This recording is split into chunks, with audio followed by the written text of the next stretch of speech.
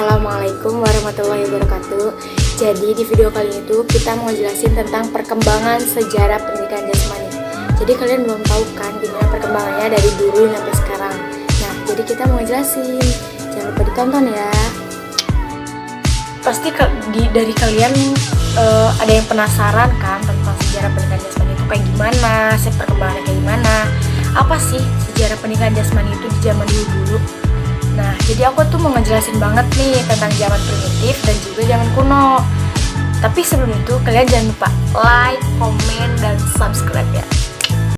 Nah, zaman primitif ini, aktivitas fisiknya tuh merupakan bagian kehidupan semua manusia diawali dengan gerakan perkembangan Homo sapiens. Gimana sih Homo sapiens tuh? Apa sih Homo sapiens? Homo sapiens tuh kayak makhluk yang berpikirnya tuh besar banget, tergantung pada aktivitas otot.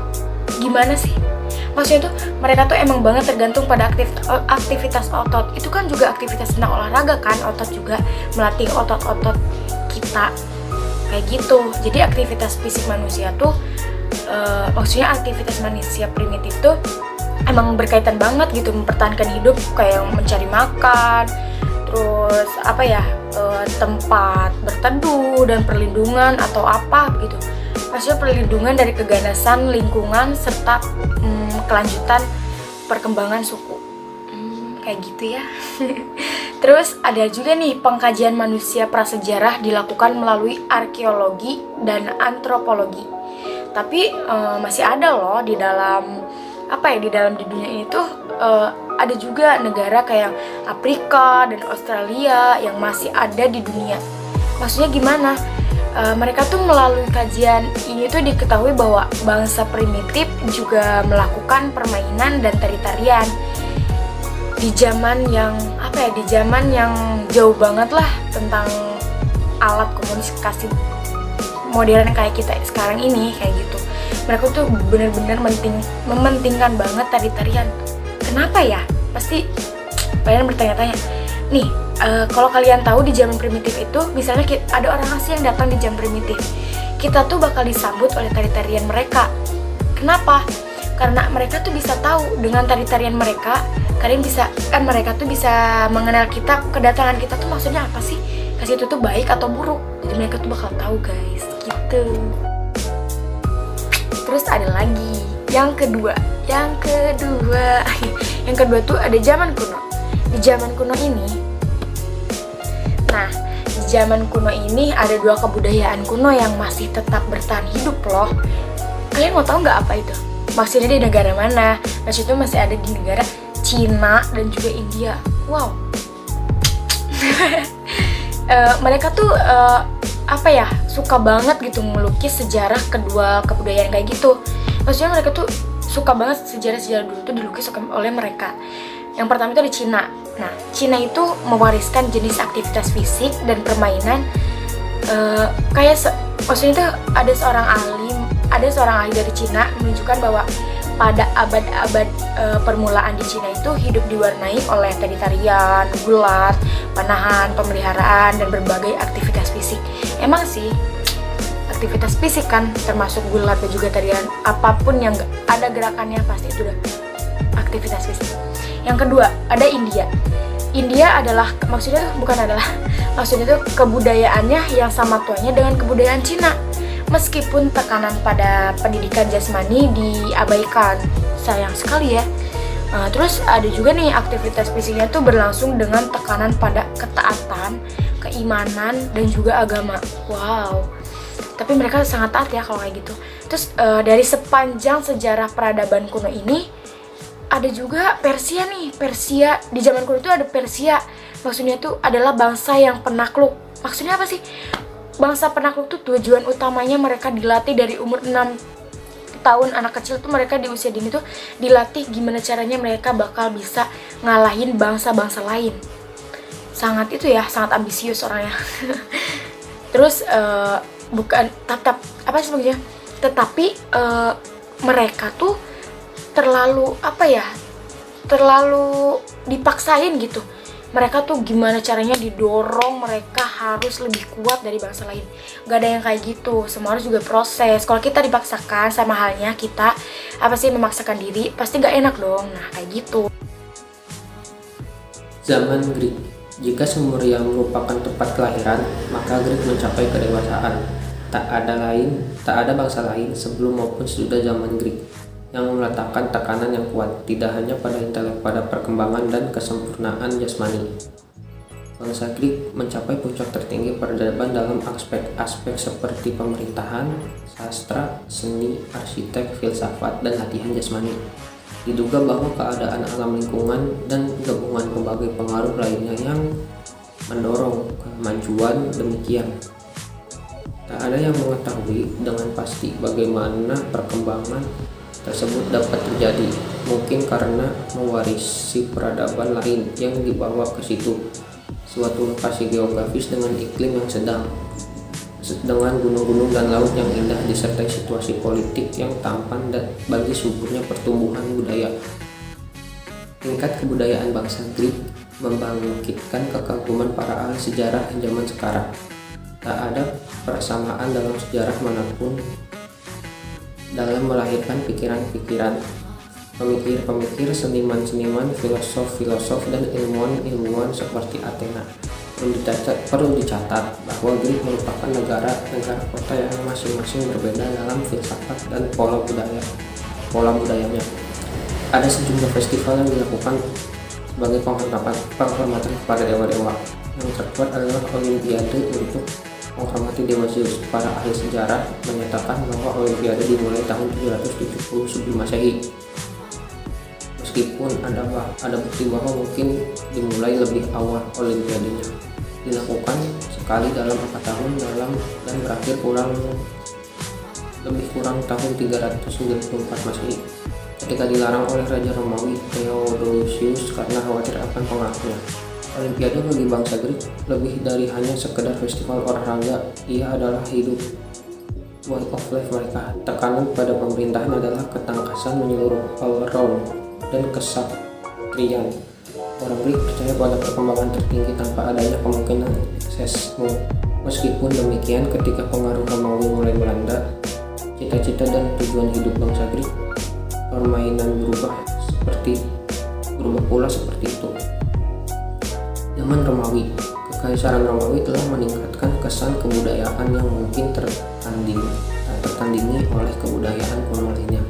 Dalam artian jumlah aspek-aspeknya, terutama pemerintahan yang efisien, kekuasaan yang luas, hukum hemat, dan organisasi dalam skala yang agak sukar untuk melukiskan Romawi secara umum karena budayanya yang menjalani masa yang panjang 1300 tahun, dan setiap masa ada perubahan dan dramatik melawan tradisi Romawi yang berlaku. Bangsa Romawi pada mulanya adalah bangsa yang praktis dan stabil yang menyadari keterbatasannya. Ciri-ciri ini mungkin karena mereka gagal menyamai orang Greek dalam sastra, seni, filsafat, menolak kepercayaan Greek dalam hal perkembangan keseluruhan all-around. Demi kebaikan dari individu sepenuhnya, untuk Romawi perkembangan fisik adalah masalah praktis dengan pengatur tertentu didasarkan oleh motif kemiliteran. Orang Romawi tak pernah terkenal sebagai atlet, tapi mengagumi ketangkasan olaragawan, mendorong perkembangan berdasarkan profesionalisme dalam olahraga diterima, dan tekanan diletakkan pada lomba karlot dan perkelahian gladiator tanpa pembatasan hingga mengorbankan tubuh dan nyawa pelomba. Kekaisaran Romawi runtuh sebelum kedatangan bangsa barbar dari Eropa dan menguasainya. Keruntuhan dan kejatuhan disebabkan oleh banyak hal, terutama sekali oleh kebobrokan moral dan fisik dari rakyatnya yang telah berlangsung lama sebelum tanggal kejatuhan yang resmi, yakni tahun 476 Masehi. Bersama dengan kejatuhan Kekaisaran Romawi adalah munculnya agama Kristen dengan gerejanya yang mempunyai pengaruh yang lebih besar dari Romawi. Gereja tidak mengganggu kebudayaan Romawi Greek selama abad gelap dan abad pertengahan, sementara orang barbar meningkatkan budayanya dengan menikmati mengikuti budaya Romawi Greek tersebut. Mereka mewarisi budaya kuno yang mereka dapati. Yang mengherankan adalah bahwa sedikit sekali latihan jasmani yang dapat dipelajari dari budaya Romawi. Bahkan kebanyakan sebaiknya jangan ditiru, padahal dalam aspek lainnya berpengaruh besar pada segala segi usaha manusia. Sejarah latihan jasmani Romawi memberikan pelajaran negatif untuk tidak diikuti dalam banyak hal, kecuali falsafah latihan jasmani dan olahraga. Terlihat banyak persamaan dengan keadaan zaman sekarang. Hal ini memberikan tanda-tanda bahaya bagi usaha manusia sekarang dalam menghadapi masa depan seharusnya segera dihindari.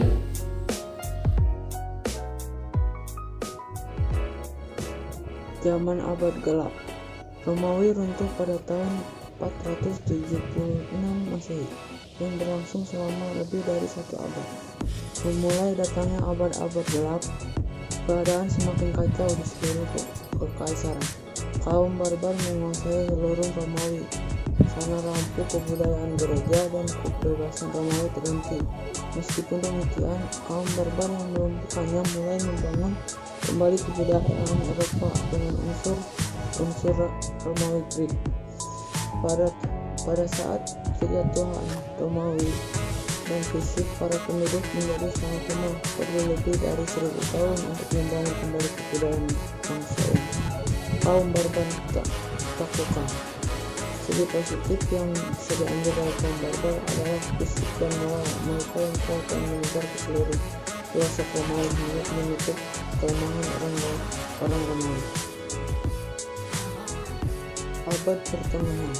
Pada saat keruntuhan Kaisar Romawi, gereja melihat kesempatan yang baik untuk memberikan apa yang dibutuhkan rakyat Romawi. Filsafat Kristen pada mulanya sangat mementingkan kerohanian dan jasmani. Secara tidak langsung sebenarnya budaya Greek maupun budaya Romawi mempengaruhinya sehingga menimbulkan asketisme. Asketisme adalah ajaran yang menggunakan jiwa dengan mengabaikan dunia yang nyata. Karena tujuan akhir adalah hidup setelah mati, maka hidup sepenuhnya ditunjuk untuk itu. Latihan jasmani sama sekali tidak terdapat pada budaya abad ini. Sementara sekarang ini tidak ada yang lagi filsafat demikian.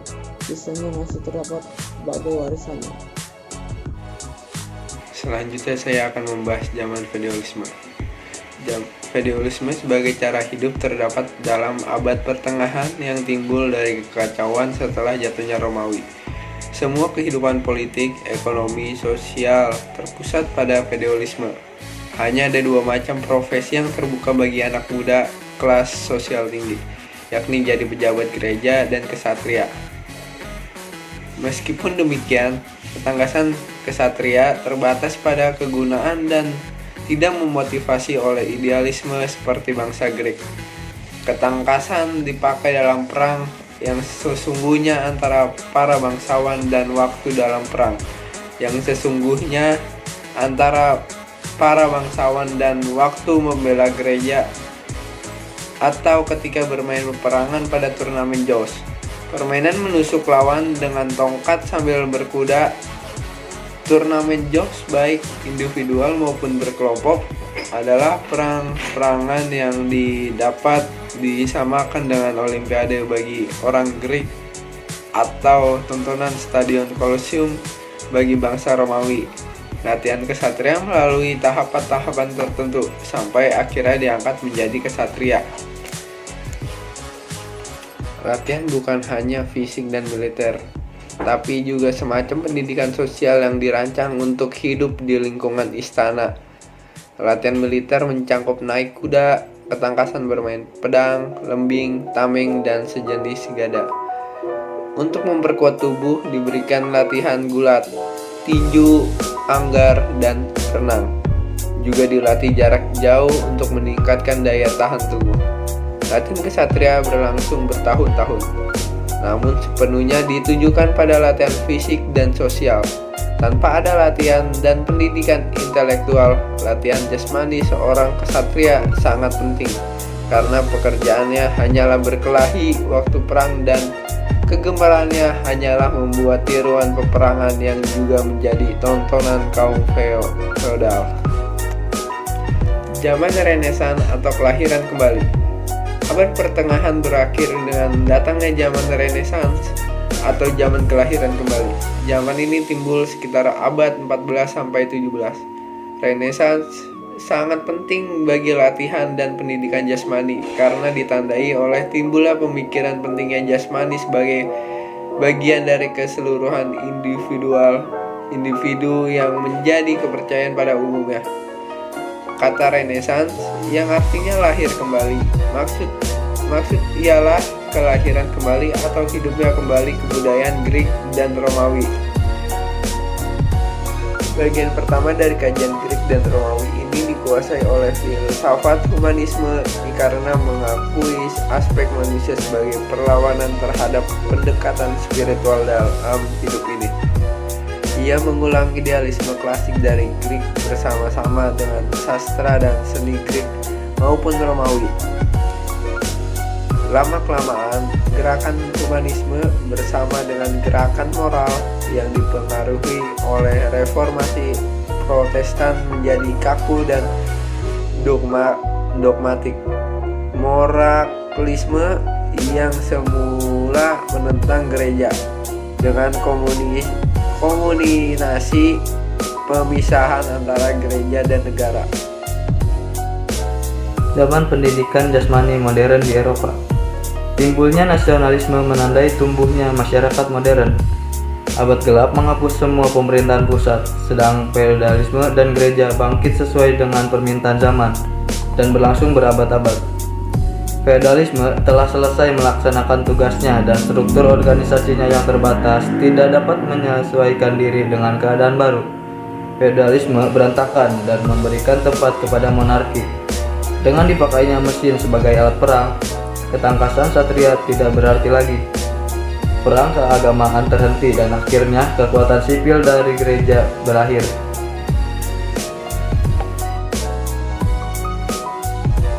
Zaman nasionalisme. Dalam periode ini, pendidikan jasmani maju pesat seperti pada zaman Greek. Sistem pendidik jasmani mencakup olahraga, permintaan dan gimnastik menjadi bagian integral dari program pendidikan formal. Pendidikan yang sengaja diprogram di lembaga-lembaga pendidikan seperti di sekolah-sekolah. Periode nasionalisme membuahkan hasil dalam abad 18 dan ditandai oleh mulainya zaman asas pendidikan modern. Gimana nih, udah ngerti kan? Tapi kalau misalnya kalian belum ngerti, kalian bisa searching kok di Google. Sama nggak penjelasan kita sama yang di Google? Ya, tahu kan kalian bah Google zaman modern kayak gini, masa nggak tahu sih? Nah, terus jadi, enggak sih, bukan terus, maksudnya tuh sekian dari video kami yang udah ngejelasin kayak gitu. Pokoknya kalian harus banget wajib tonton biar kalian tuh ngerti tentang sejarah pendidikan jasmani itu kayak gimana. See you. Wassalamualaikum warahmatullahi wabarakatuh. Bye bye.